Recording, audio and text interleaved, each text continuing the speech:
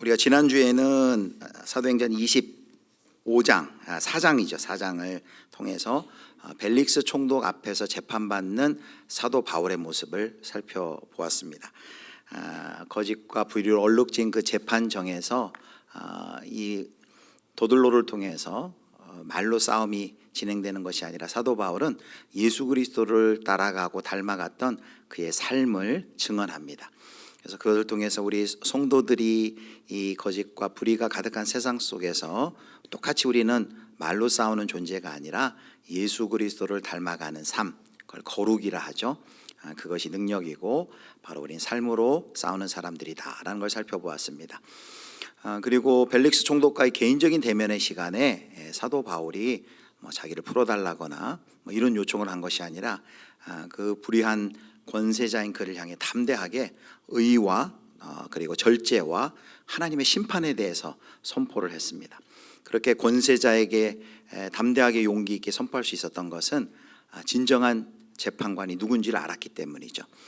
주 곧 의로우신 재판장이 바로 하나님이심을, 의로우신 재판장이 하나님이심을 알았기에 그렇게 증언할 수 있었던 것입니다. 그러나 우리가 그 주 곧 의로우신 재판장을 믿지만 그날까지의 간격이 있지만 그 간격에 낙심하지 않을 것은 하나님은 그 간격 사이에서도 일하고 계신다라는 것을 우리가 확인했습니다. 하나님은 하나님 되심을 결코 중단하지 않는다라는 것을 지난주 살펴봤고요. 이제 오늘은 25장과 6장 두 장을 살펴보려고 합니다. 다음 주는 27장, 이제 마지막 주일에 28장 하면 사도행전에 이제 대단원이 막을 내립니다. 오늘 두 장을 한 번에 하기는 사실 시간상 어렵고요. 내용을 간략하게 살핀 후에 오늘 우리가 읽은 본문이 26장 아그리빠 왕 앞에서의 바울의 변론에 대해 좀 집중적으로 살펴보려고 합니다. 자, 먼저 이제 25장을 좀 살펴보려고 하는데요. 우리가 지난주 말미에도 살펴봤지만 벨릭스 총독은 사도 바울이 무죄인 것을 알았지만 그를 풀어주지 않습니다. 그리고 2년 동안 구금을 하죠. 그런데 그 사이에 후임으로 베스도 총독이라는 사람이 부임을 하게 됩니다. 그리고 오늘 25장은 그가 예루살렘에 올라가는 이야기로 시작을 합니다.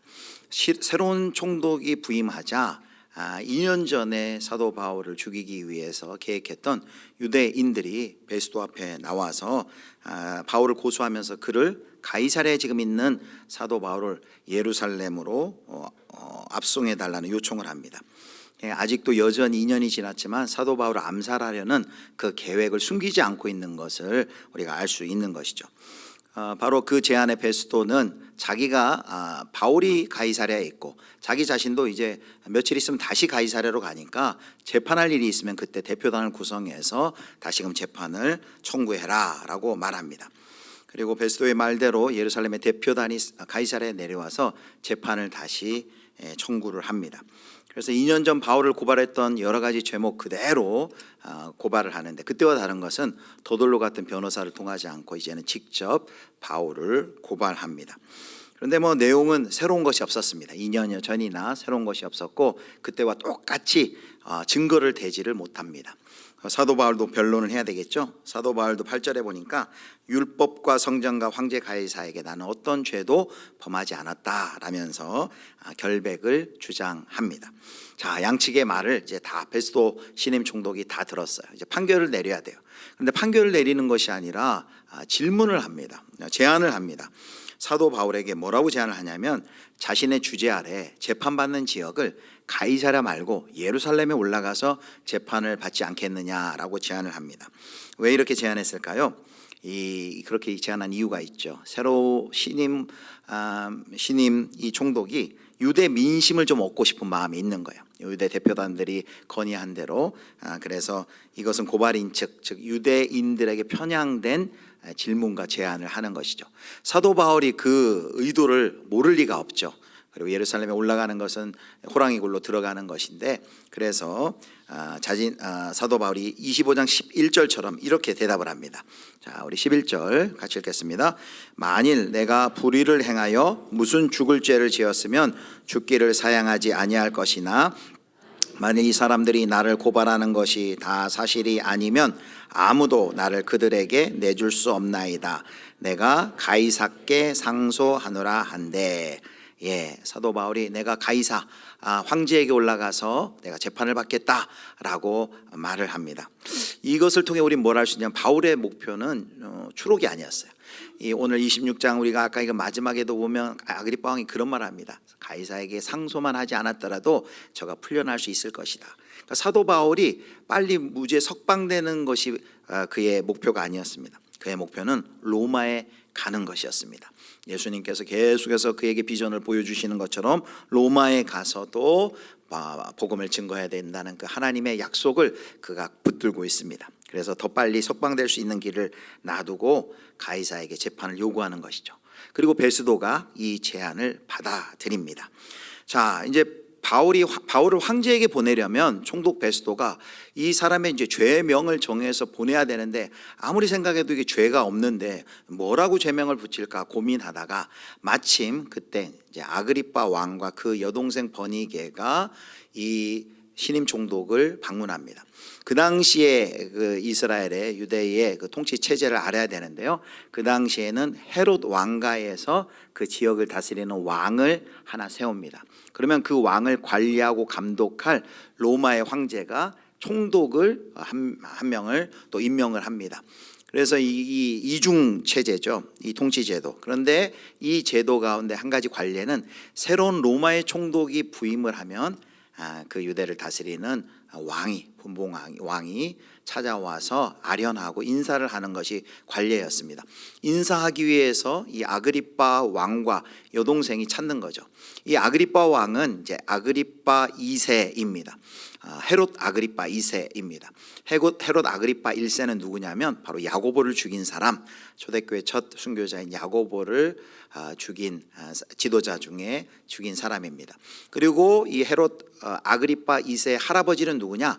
헤롯 안티파스입니다. 헤롯 안티파스는 뭔 일을 했냐면 바로 빌라도와 공모해서 예수님을 처형에 관여한 사람입니다. 그리고 증조부가 그 유명한 헤롯 대왕이에요. 예수님 태어날 당시에 대왕으로 바로 예수님 태어났다는 소식 듣자 베들레헴에 있는 모든 인근에 있는 아기들을 비참하게 살육한 자가 바로 헤롯 대왕입니다. 그 헤롯 왕가의 마지막 왕이 헤롯 아그리빠 2세고 오늘 본문의 25장 6장에 나오는 아그리빠 왕이죠. 이 왕도 굉장히 친로마적이고 부도덕하고 악한 왕이었습니다. 자, 인사차 방문한 아그리빠 왕과 여동생을 맞이하자 이 베스도가 설명을 하는 거예요. 바울 소송건의 전말을 이야기하면서 당신도 한번 잘 들어보고 이 바울의 죄명이 무엇인지 좀 이야기해 줬으면 좋겠다라고 부탁을 하는 것이죠. 그래서 사도 바울이 아그리빠 왕 앞에서 자신을 변호하고 복음을 전할 기회를 찾습니다. 사도 바울이 지금까지 복음을 전한 사람들 중에 가장 높은 사람, 바로 왕 앞에서 복음을 전할 기회를 찾게 됩니다. 그래서 우리가 이 점을 통해서 뭘 할 수 있냐면은 우리가 그 지난 2년의 시간이 허송세월이고 무기력하게 그 권세자들이 권력자들이 허세와 직무유기의 희생자로 이렇게 헛시간을 보내는 듯 하였는데, 하나님께서는 그 시간을 통해서 사도 바울에게 하나님이 약속하신 예수님의 그 약속을 처음 바울을 불렀을 때 약속을 이루고 있는 걸 보게 됩니다. 자, 사도행전 9장에 보면 어떤 사도 바울을 향한 약속이 있었냐면요, 9장 15절 말씀 함께 우리 읽겠습니다. 주께서 이르시되 가라, 이 사람은 내 이름을 이방인과 임금들과 이스라엘 자손들에게 전하기 위하여 택한 나의 그릇이라. 다메섹 도상에서 부활하신 예수님이 사도 바울을 만난 후에 그에게 주신 사명이 뭐냐면 여기 이렇게 말하죠. 이 사람은 내 이름을 위해 이방인과 임금들과 그랬는데, 정말 이 말씀대로 그대로 임금들에게 복음을 증거하는 그런 성취를 보게 되는 것이죠. 그래서 이 바울의 선고 유예 2년을 통해 오히려 하나님께서는 하나님의 뜻을 이루어 나가시고 계심을 다시 한번 우리가 확인합니다. 여기까지가 이제 25장이에요. 그리고 이제 26장이 시작되는데, 26장에는 1절부터 이 헤롯 아그리빠 2세 아그리빠 왕 앞에서 바울이 변호하는 내용이 쭉 나옵니다. 물론 거기에 버니게 총독도 함께 있는데 26장 사도 바울은 이 아그리빠 왕에게 집중하고 있어요. 아그리빠 왕이요, 아그리빠 왕이요, 아그리빠 왕이요 계속 한 4번씩이나 그를 부르면서 그에게 집중적으로 자신의 이야기, 자신이 예수님을 만난 이야기를 하고 있는 것을 볼 수 있습니다. 자, 우리가 이 사도 바울의 자기 간증 이야기는 사도행전 9장에도 나오고요, 22장 유대인들 앞에서 자기의 예수님 만남에서 회심의 이야기를 하는데, 오늘 또 26장에 반복이 됩니다. 그래서 그 이야기는 우리가 자세히 오늘 살펴보지 않겠습니다. 자기가 예수님 만나기 전에는 그 유대인들처럼 얼마나 하나님을 향한 열심을 가지고 그리스도 교를 따르는 그리스도인들을 핍박했는지를 이야기하죠. 그리고 다메섹 도상으로 공문을 가지고 다메섹에 있는 그리스도인들을 잡으러 갈 때 부활하신 예수님을 큰 영광의 빛 가운데 만나게 되고, 그 예수님께서 어떤 사명을 자기에게 주셨는지를 이야기하고, 그 사명을 받은 후 자신이 오늘까지 어떤 삶을 살았는지를 이야기해요. 그래서 그의 이야기의 말미에 이 사도행전 26장 20절에 보면 예수님을 만난 후 자신의 삶을 이렇게 요약합니다. 자, 20절 보겠습니다. 자, 호산나 찬양대가 읽겠습니다. 먼저 다메섹과 예루살렘에 있는 사람과 유대 온 땅과 이방인에게까지 회개하고 하나님께로 돌아와서 회개에 합당한 일을 하라 전함으로. 다메섹과 그리고 예루살렘에 있는 사람과 유대 온 땅과 이방인에게까지 회개하고 하나님께로 돌아와서 회개에 합당한 일을 하라, 복음을 전하는 것이죠. 여러분, 이 20장 말씀 보면 사도행전에 어떤 말씀이 생각납니까? 바로 사도행전 1장 8절의 말씀, 땅끝까지 이르러 내 증인이 되리라는 예수 그리스도의 승천하시면서 주셨던 그 말씀을, 바로 그 말씀을 사도 바울이 지금 살아내고 있는 것이죠. 예수님, 부활하신 예수님 만난 이후부터. 그리고 22절에 보면 그 복음을 증거할 때 많은 어려움이 있었는데, 특별히 유대인의 그 성전에서 바울을 죽이려도 하였지만 하나님의 도우심을 받아 지금껏 증언하고 있다라는 걸 말합니다. 그리고 마지막 23절에는 예수님은 바로 이사야서에 예언한 그 이방의 빛이다 라고 복음의 핵심을 이야기합니다. 자, 26장 23절 말씀 우리 같이 읽겠습니다.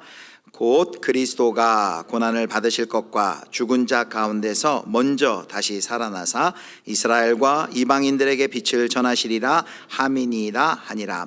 곧 그리스도가 고난을 받으실 것과, 그리스도의 고난과 그리고 죽은 자 가운데서 먼저 다시 살아나사 부활을 얘기하죠. 그리고 바로 죽으시고 부활하신 그 예수 그리스도가 이방의 빛, 열방의 빛으로 이스라엘과 이방이 그 예수님을 통해 구원을 맛보게 된다라는 것을 이제 강조합니다. 자, 여기까지 이제 사도 바울이 자신의 이야기를 하면서 복음을 증거하고 있는 거예요, 아그리빠 왕에게.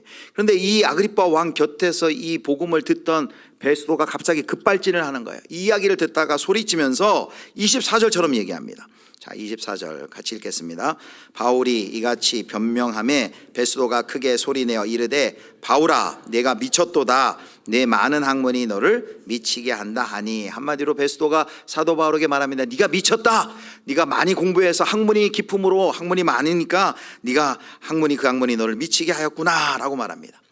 이 베스도의 반응을 통해 우리는 바로 이 복음과 세상의 가치가 얼마나 다른지를 우리가 확인할 수 있습니다. 지금 로마인의 눈에 볼 때는 지금 사도 바울이 하는 이야기는 완전히 황당한 이야기예요. 완전히 새로운 가치 질서를 제시해요. 그 복음이 미련해 보이고 도무지 믿겨지지도 않고, 그리고 복음을 따르는 자, 사도 바울을 포함해 다 미친 자처럼 보이는 것이죠.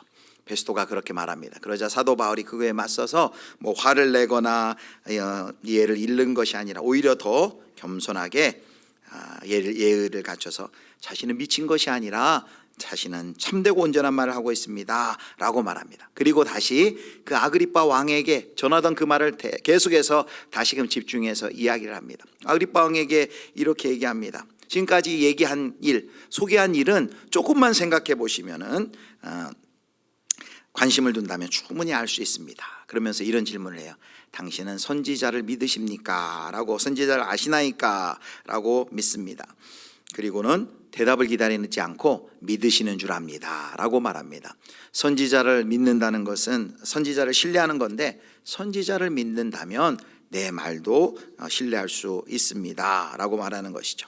자, 드디어 이제 아그리빠 왕이 입술을 엽니다. 아그리빠 왕은요, 유대 왕이었기 때문에 에돔 출신이지만 선지자를 알았어요. 그리고 예수님께서 행하신 일, 선포했던 말씀도 어느 정도 알았어요. 그런데 이 반응을 보면 28절에 바울의 설득을 완강히 거부합니다. 자, 28절 제가 읽겠습니다.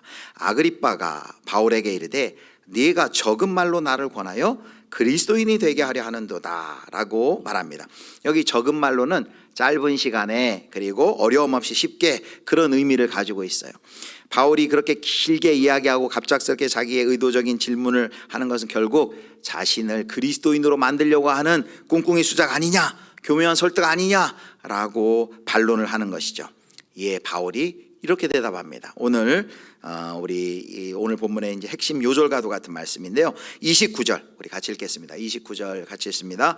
바울이 이르되 말이 적으나 많으나 당신뿐만 아니라 오늘 내 말을 듣는 모든 사람도 다 이렇게 결박된 것 외에는 나와 같이 되기를 하나님께 원하나이다 하니라. 아그리빠 왕의 말을 받아서 말이 적으나 많으나는 시간이 짧으나 기나 이런 뜻도 가지고 있어요. 당당하게 기백이 넘치게 뭐라고 얘기합니까? 당신뿐 아니라 내 말을 듣는 모든 사람들이 내가 묶인 것 결박된 것 외에는 뭐라고 얘기합니까? 나와 같이 되기를 하나님께 원하나이다. 나와 같이 되기를 원합니다. 저를 한번 따라해 주십시오. 나와 같이 되기를 원합니다. 바로 이것이 오늘 우리가 살펴볼 말씀입니다. 자, 사랑하는 성도 여러분, 나와 같이 되기를 원한다라는 게 이게 어떤 뜻일까요? 지금 사도 바울이 지금 그 법정에 재판정에 서 있는 모습을 생각해 보세요. 그는 죄수예요. 묶여 있어요. 누가 봐도 그 인생의 실패자처럼 보입니다. 그리고 어떤 말을 들어요? 베스토는 네가 미쳤구나 라고 소리치고 있습니다. 세상의 눈으로 보면 미친 사람, 실패자, 묶여있는 자, 자유를 잃은 사람인데 그가 뭐라고 얘기합니까? 다 나와 같이 되기를 원합니다 라고 말하는 거예요. 어떻게 사도 바울은 이런 말을 할 수 있을까요? 어떻게 사도 바울은 무엇을 근거로 자신과 같이 되기를 그렇게 간절히 원하는 것일까요? 사도 바울이 왜 그렇게 말을 할 수 있었던 것일까요? 분명 그는 죄수이고 묶여있고 실패자처럼 보이는데 당당히 다 모두가 다 한 사람도 빠짐없이 다 나처럼 되기를 원합니다 라고 말합니다. 그가 무엇을 경험했기 때문에 그 말을 하는 걸까요? 그 사도 바울이 그걸 경험했기 때문에 그 말을 한다면 우리도 사도 바울처럼 그것을 경험하면 우리도 이러한 고백할 수 있지 않겠습니까? 사도 바울이 그 앞에 증언에서 얘기한 것처럼 그의 변화와 그의 경험은 뭐냐면 부활하신 예수님을 만남으로 그의 삶이 완전히 방향이 바뀌고 그가 변화하게 되었습니다. 그렇다면 부활하신 예수님을 만나서 그가 도대체 어떻게 변화되었기 때문에 그는 자신감 넘치게 그가 예수를 만나서 그가 얼마나 그 큰 지복과 하나님의 은혜를 누렸는지 나와 같이 되기를 원합니까? 라고 이야기하는 걸까요? 도대체 무엇을 경험했기 때문에 그가 이런 고백을 할 수 있을까요? 자, 오늘 세 가지로 우리가 정리를 해볼 텐데요. 우리 첫 번째, 우리 같이 읽겠습니다. 첫 번째 같이 읽습니다. 예수님이 이 세상에 그 무엇보다 고귀하고 소중한 분임을 아는 자의 고백이다. 자, 이것은 나와 같이 되기를 원합니다. 이것은 예수님이 이 세상에 그 무엇보다도 가장 고귀하고 소중한 분임을 아는 자, 깨달은 자의 고백이다라는 것. 사도 바울은요, 그 재판정에 있어서 지금 아무것도 부러워하지 않고 있어요. 자기 앞에 휘황찬란한 옷을 입고 높은 권세에 있는 그 왕도 부러워하지 않고 있습니다. 그 묶여 풀려 있는 자유를 부러워하고 있지도 않아요. 모든 영화, 권세, 지위, 부, 명예 어느 것 하나 사도 바울은 부러워하고 있지 않습니다. 바울의 눈에는 세상에서는 그것이 좋아 보일지 모르지만 바울의 눈엔 그것이 영원한 것이 아니에요. 그냥 잠시 잠깐 누리고 있고 있는 것이죠. 그래서 사도 바울에게 그 자체가 인생의 목표가 될 수 없습니다. 바울은 예수님이 이 세상에 그 무엇보다도 고귀하고 소중한 분이라는 것을 예수님을 만난 이후 그가 깨달았습니다. 바로 그리스도의 절대 가치를 깨달은 것이죠. 예수 그리스도가 절대 가치를 가진 가장 소중하고 귀한 분임을 알자. 다른 것들은 이제 정리가 되는 거예요. 다른 가치는 이제 상대적인 가치가 되는 것입니다. 내 인생의 보좌에 누구만 앉을 수 있을까요? 오직 한 존재만 앉을 수 있어요. 돈을 앉히든 권세를 앉히든 명예를 앉히든 인기를 앉히든. 그런데 사도 바울은 그 모든 것은 내 인생의 보좌에 앉을 수가 없다. 바로 예수 그리스도만이 바로 내 인생의 주인이 될 수 있음을 고백하고 그리고 그 예수 그리스도를 주로 모시고 사는 것이죠. 그래서 빌립보 3장 8절 그것을 깨달은 사도 바울의 고백이 8절 9절입니다. 자, 또한 모든 것을 해로 여김은 내 주 그리스도 예수를 아는 지식이 가장 고상하기 때문이라. 내가 그를 위하여 모든 것을 잃어버리고 배설물로 여김은 그리스도를 얻고라고 이야기를 합니다. 그 안에서 모든 발견되려 함이니 내가 가진 의는 율법에서 난 것이 아니요 오직 그리스도를 믿음으로 말미암은 것이니 곧 믿음으로 하나님께로부터 난 의라라고 고백합니다. 우리 믿음의 선배들이 바로 이것을 경험하고요. 예수 그리스도가 나에게 가장 귀한 분입니다. 가장 소중합니다. 바로 그분이 나에게 절대 가치를 가지고 계신 분입니다를 고백하는 찬양이 찬송 94장 주 예수보다 더 귀한 것은 없네 라는 찬양이죠. 거기 찬양 가사에 보면 1절에는 이렇게 얘기해요. 주 예수보다 귀한 것은 없네, 더 귀한 것은 없네. 이 세상 부귀와 바꿀 수 없네. 수많은 부귀와도 예수님 내가 바꿀 수 없습니다. 2절에는 주 예수보다 더 귀한 것은 없네. 이 세상 명예와 바꿀 수 없네. 이 세상의 모든 명예를 준다 해도 난 예수님과 바꿀 수 없습니다 고백합니다. 3절은 뭐라고 합니까? 주 예수보다 귀한 것은 없네, 더 귀한 것은 없네. 이 세상 행복과 바꿀 수 없네. 그 어떤 행복이 있다 할지라도 예수님과 나는 바꿀 수 없습니다. 예수 그리스도가 가장 소중하고 존귀합니다. 바로 그 예수님을 모신 사도 바울의 고백이 다 여러분도 나와 같이 그 예수 그리스도 가장 존귀하신 분을 우리 인생의 주인으로 왕으로 모시고 그분 안에서 사는 그 풍성한 복을 누리길 원한다라고 이야기하고 있는 것이죠. 우리 사랑하는 예수비전교회 성도 여러분, 여러분의 마음 가운데는 누구를 우리 인생의 주인으로 모시고 품고 있나요? 사도 바울이 경험하고 누렸던 것처럼 바로 우리 주 예수 그리스도를 가장 소중히 여기며 존귀 여기며 그분을 우리의 인생의 주인으로 모시고 사는 놀라운 은혜가 있기를 주님의 이름으로 축복합니다. 자, 두 번째, 나와 같이 되기를 원한다는 것은, 자, 2번 같이 읽겠습니다. 약함과 한계 속에서 살지만 하나님의 일하심을 믿는 자의 고백이다. 자, 사도 바울, 재판정에 있는 사도 바울은요, 세상의 관점으로 보면 참 불쌍한 사람이에요. 지금 오해받고 억울한 형편에 서 있는 사람입니다. 그런데 사도 바울은 자기처럼 되기를 원한대요. 여러분, 예수를 품고 살면, 예수를 모시고 살면 어떠한 일이 일어납니까? 우리는 이런 기대가 있어요. 예수를 이제 품고 살면 이제 어떤 모든 문제들이 사라지고 그전과는 일이 잘 풀릴 것이다. 그리고 뭔가 조금 더 커지고 넓어지고 높아지고 뭔가를 많이 갖게 될 것이다. 이런 생각을 해요. 그런데 예수님을 갖게 될 때, 예수님을 품고 살 때 성경에서 그런 약속은 한 적은 없어요. 그런데 하나님이 해주신 놀라운 약속이 있죠. 이제 이 세상에 살아갈 때 우리가 생각할 때, 야, 어떤 일을 해결하면 저 사람은 꼭 내가 만나서 일해야 돼, 내가 저 자리에는 올라가야 돼, 그리고 저 인정은 받아야 돼, 그리고 저 힘은 나에게 있어야 돼, 이런 상황이 있어야 돼, 환경이 있어야 돼라고 우리는 우리 생각대로 그것이 있어야만 어떤 일이 될 것으로 생각하고 그것을 향해 달려가는데, 이제 예수님을 모시고 사는 사람들이 경험하는 것은 무엇입니까? 그 한계 속에서, 그리고 약함 속에서 예수님을 모시고 살 때 하나님이 일하시는 것을 보게 돼요. 지금 사도 바울이 지금 이 말을 하고 있는 지금도 그걸 경험한 거예요. 뭘 경험합니까? 하나님께서 9장에 아까 얘기한 것처럼 네가 이방인들과 임금에게까지 복음을 증거하라 했는데, 여러분, 평범한 사람이 어떻게 왕에게까지 복음을 전해? 그런데 하나님의 놀라운 일은 사도 바울이 2년간 갇혀있는 그 시간을 통해서 왕을 만나게 하고 왕에게 복음을 전할 그 길을 여시는 것을 보게 됩니다. 어떤 일이 일어납니까? 우리의 약함과 한계 속에서도 예수 그리스도를 품고 사는 자들을 통해 하나님이 일하신다는 것이죠. 그리고 우리가 쩔쩔매어 엎어지고 자빠지면서 가더라도 그런 우리의 연약함을 통해서도 하나님이 일하심을 우리가 경험하는 그런 놀라운 존재가 되었다는 것이죠. 그것을 고백한 것이 빌립보서 4장 11절 13절이에요.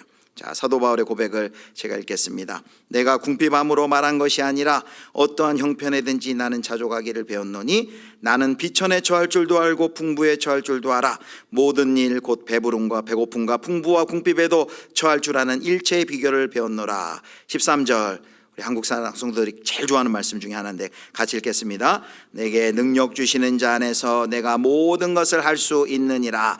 여러분, 내게 능력 주신 자 안에서 내가 모든 것을 할 수 있느니라니까 이걸 마치 도깨비 방망이처럼 하나님 함께 해주시면 내가 높은 권세도 올라가고 그리고 돈도 많이 하고 사업도 성공하고 이런 알라딘의 요술램프 도깨비 방망이로 13절이 그렇게 우리에게 준 것이 아닙니다. 앞에를 보면 어떤 말이 나요? 내가 풍부에도 처할 줄도 알고 비천에도 처할 줄 알고 배부름에도 배고픔에도 처했다. 상황이죠. 환경이죠. 그런데 이제 우리는 상황과 환경에 종속되는 그런 인간이 되지 않아요. 주 안에 있을 때, 내게 능력 주시는 자 주 안에 있을 때 내가 모든 것을 할 수 있느니라.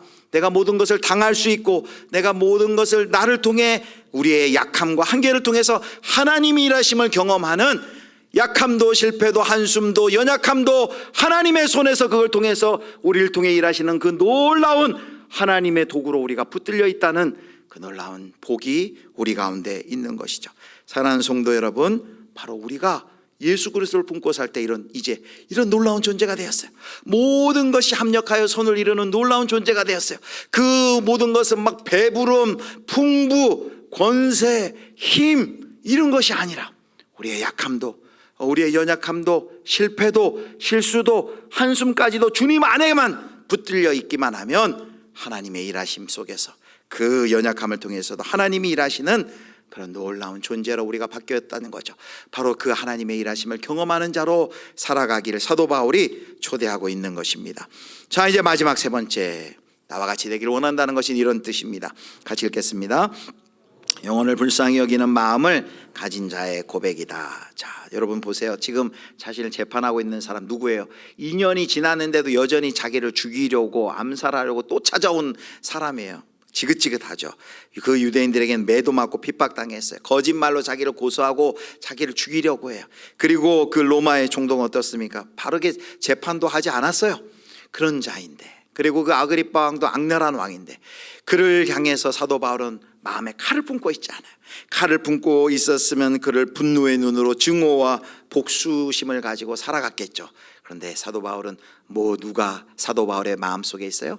사도 바울은 예수를 품고 사는 거예요. 그러니까 예수를 품고 사니까 그 사람들이 너무나도 불쌍히 여겨 보이는 것입니다. 불쌍히 여기는 마음으로 그들을 복음으로 초대하는 것입니다. 내가 만난 이 예수님, 여러분도 만나고 내가 경험한 가장 소중한 분 그 예수님을 주인으로 고백하고, 세상은 미쳤다고 하지만 세상은 알 수 없는 놀라운 하나님의 손길에 붙들려서 하나님 이 인생들이 살아가야 될 터인데 그 은혜를 달라고 그가 이야기하고 있는 것이죠.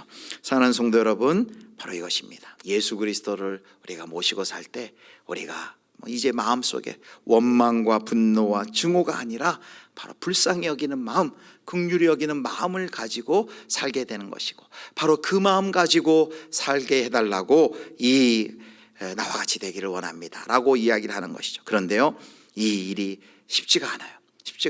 자, 다시 29절 보면 사도 바울의 이 말이 그 상대방을 위해서 하는 말이 아니라 그분들도 듣겠지, 그 사람들도 듣겠지만, 자 29절 다시 한번 보여주세요. 이게 뭐냐면 기도라는 걸 알 수 있어요. 자 보세요. 자, 오늘 내 말을 듣는 모든 사람도 다 이렇게 결박된 것 외에는 나와 같이 되기를 누구에게 원해요? 하나님께 원하나이다. 세번역 성경은 이렇게 얘기해요. 모든 사람들이 이렇게 결박된 것 말고는 저처럼 되기를 하나님께 기도합니다. 지금 무슨 말이냐면 하나님께 기도하고 있는 일. 이 일이, 이러한 놀라운 은혜와 복을 누리는 이 일이 자기의 설득이나 또 자기의 어떤 설명이나 어떤 이성적인 설명으로 이루어지지 않는다는 거예요. 하나님의 은혜가 있어야만 가능한 일이라는 것이죠. 그래서 그가 하나님께 기도하는 것이죠. 자기를 만나 주심, 자기가 어떤 존재인지를 너무 잘 알죠. 자기가 그 앞에 얘기한 것처럼 하나님도 알지 못하고 하나님을 위한다고 하지만 하나님을 핍박하고 예수님을 핍박하던 자기에게 찾아와서 자기를 변화시켜 주신, 그리고 자기에게 참으로 인생의 참된 주인을 만나게 하시고 참으로 의미 있는 인생을 살도록 나를 인도하신 그 하나님께서 여기 지금 내 말을 듣고 있는 아그리빠 왕과 모든 사람들도 바로 이 예수를 주로 고백하며 이러한 은혜의 삶, 정말 풍성한 삶 살게 해 주십시오 라고 하나님께 기도하고 있는 것이죠. 사랑하는 성도 여러분, 이제 말씀을 맺도록 하겠습니다. 오늘 아그리빠 왕에서 왕에게서 자기의 인생을 얘기하며 복음을 변증한, 복음을 전한 사도 바울의 모습을 살펴봤어요. 그가 마지막에 한 말, 나와 같이 되기를 원하나이다가 어떤 뜻인지를 살펴봤어요. 우리가 세 가지로 요약해봤죠. 첫 번째, 이 고백은 누가 할 수 있다고요? 첫 번째 같이 읽습니다. 예수님이 이 세상에 그 무엇보다도 고귀하고 소중한 분임을 아는 자의 고백이다. 세상 다른 거 부러워하지도 않고 자기 형편을 부끄러워하지도 않고 세상의 권세도 명예도 인기도 주 예수보다 더 귀하지 않습니다. 그러면 예수님을 가장 귀한 분으로 여기는 자의 고백입니다. 자, 두 번째 같이 읽겠습니다. 살지만 하나님의 일하심을 믿는 자의 고백입니다. 예수 그리스도를 모시고 살 때 더 강해지고 더 세지는 것이 아니라 여전히 우리는 약하고 한계 가운데 있지만 그 약함과 한계에 또 하나님께서 일하신다는 것을 굳게 믿는 자의 고백입니다. 세 번째 같이 읽습니다. 영혼을 불쌍히 여기는 마음을 가진 자의 고백이다. 사도 바울은 칼을 품고 살지 않았어요. 하나님 예수 그리스도를 품고 살 때 그 자신을 그렇게 핍박하고 매질하고 죽이라는 그들마저도 불쌍히 여기면서 저들이 알지 못해서 그럽니다. 저들도 예수님 구주로 만나고 풍성한 삶을 살게 해달라고 그가 이야기하고 있는 것이죠. 사랑하는 성도 여러분, 바로 예수님을 모시고 살 때 이런 은혜가 우리 가운데 있습니다. 특별히 이 설교를 준비하면서 충만이란 찬양의 가사가 생각났어요. 바로 예수님으로 충만한 자, 바로 사도 바울이 이야기한 것처럼 이 세 가지 역사가 우리 삶 가운데 일어나는 것이죠. 그 충만의 가사를 보겠습니다. 읽어드리겠습니다. 바로 예수님으로 충만할 때, 예수님을 품에 모시고 살 때 이런 일들이 우리 가운데 일어나는 거죠. 무명이어도 유명하지 않아도 좋아요. 공허하지 않습니다. 그것은 예수 안에 나 만족함이라. 가난하여도 부족하지 않는 아는 것은 예수 안에 오직 나는 부요함이라. 참된 부요를 경험하고, 고난 중에도 견뎌낼 수 있는 것은 주의 계획 믿기 때문이라. 그 한계와 연약함 속에서도 하나님의 일하심을 굳게 믿기 때문이죠. 실패하여도 일어설 수 있는 것은 예수 안에 오직 나는 승리함이라. 그 다음에 2절에 내 몸이 약해도 낙심하지 않는 것은 예수 안에 나는 완전함이라.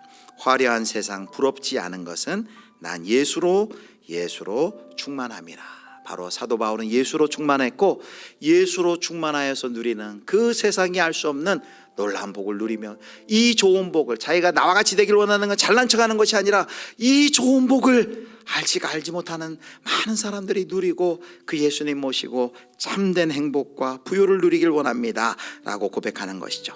바로 이 소원이, 이 사도 바울의 기도가 우리 예수비전교회 모든 성도님의 삶 가운데 그대로 이루어지기를 축복합니다. 우리도 예수로 충만하여서 무엇가 좀 많고 높아지는 것, 그것으로 자랑하고 기뻐하는 것이 아니라 세상과 비교할 수 없는 그 예수 그리스도, 참된 주인이신 예수 그리스도가 우리 안에 충만하여서 우리도 이러한 삶 살아가기를 주님의 이름으로 축원합니다.